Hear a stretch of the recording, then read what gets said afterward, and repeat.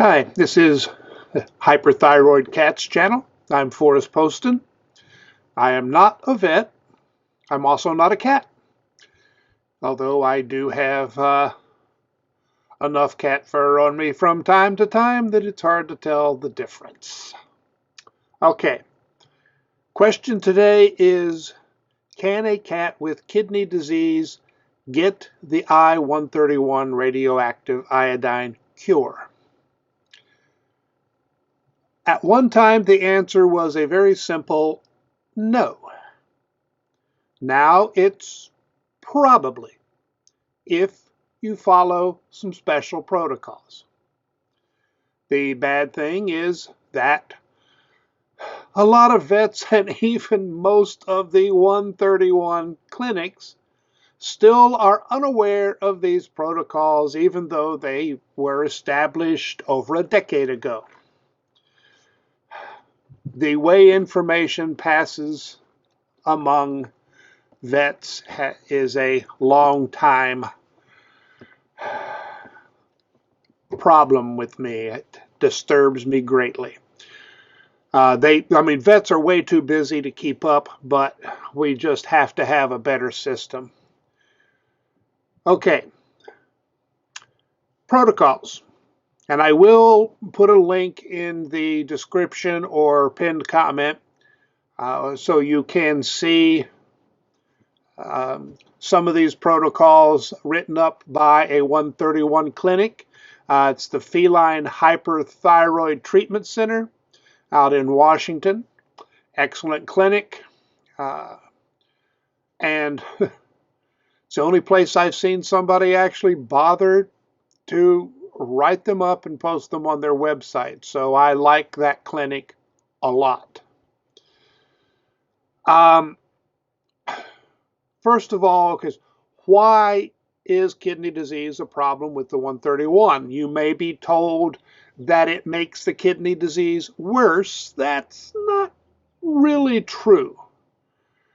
Now, you have to keep the T4 in mid-normal range for the kidneys to be at, truly healthy, to be running at their proper speed. The problem is that after the 131, there is a period when T4 in most cats drops very low. And then it starts to work its way back up, and by the 4-week mark, it's close to the bottom edge of normal. With little luck, by 6-7 weeks, it's into the mid-normal range. That period of being hypo is hard on the kidneys if the kidneys are already weak. Healthy kidneys usually just kind of, go right through it without noticing much. You won't see any real changes in the creatinine or anything like that. But if the kidneys are a bit weak, that transient or potentially permanent, actually, hypo period stresses the kidneys pretty quickly.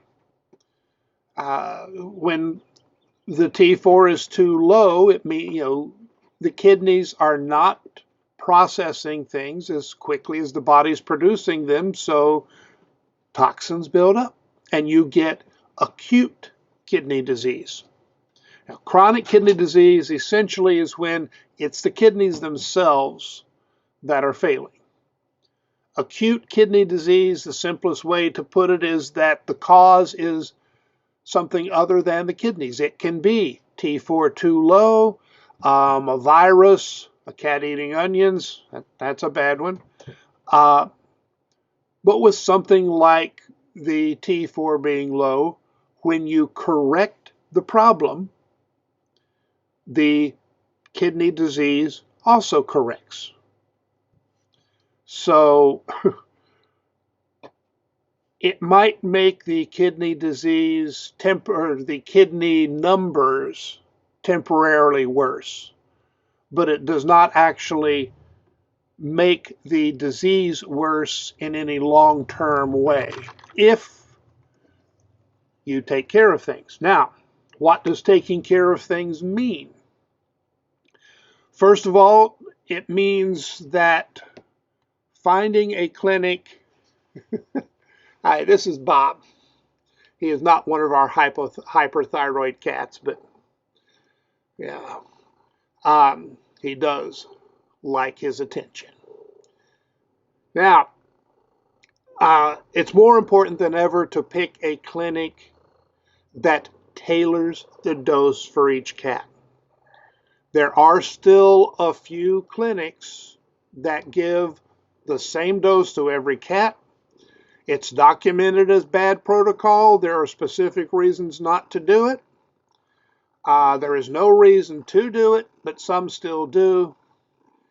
And the higher the dose, the greater the risk of hypothyroidism, especially permanent hypothyroidism, or what subclinical hypo, which means the T4 is low normal, but the free T4 is generally a bit too low, and, well, that's hard on the kidneys.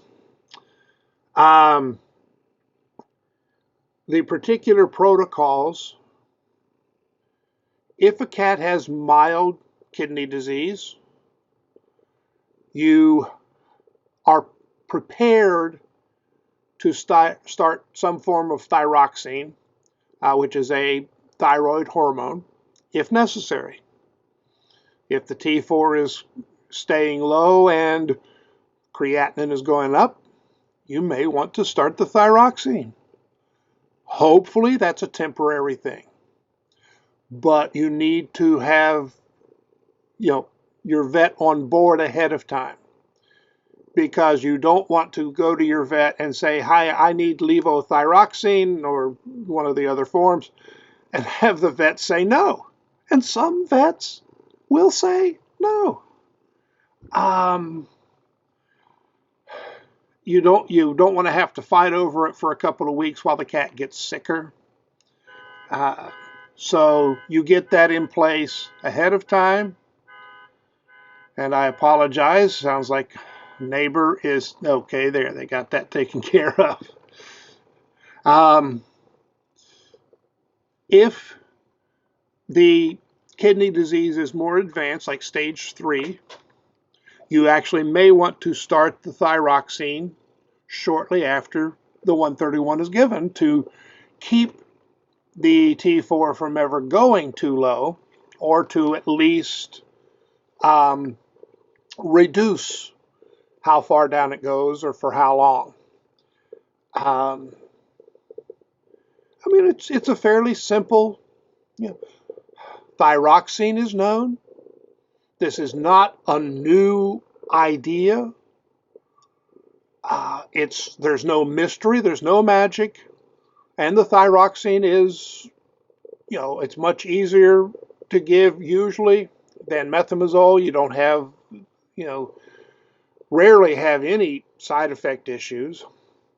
So even if a cat is permanently hypo, the thyroxine can take care of things. You're still rid of the tumor.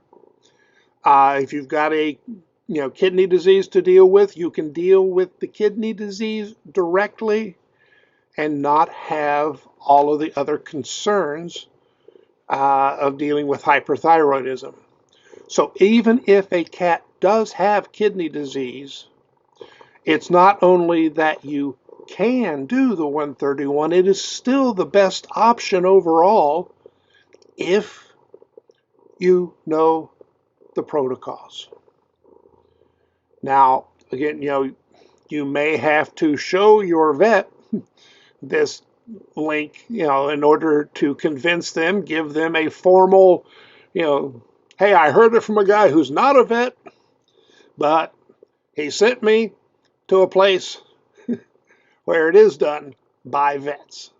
So this is formal information. I'm not making this up. But it is possible to get the 131 even with stage 2 or 3 potentially stage 4. You get kind of iffy there. You want to be extra careful.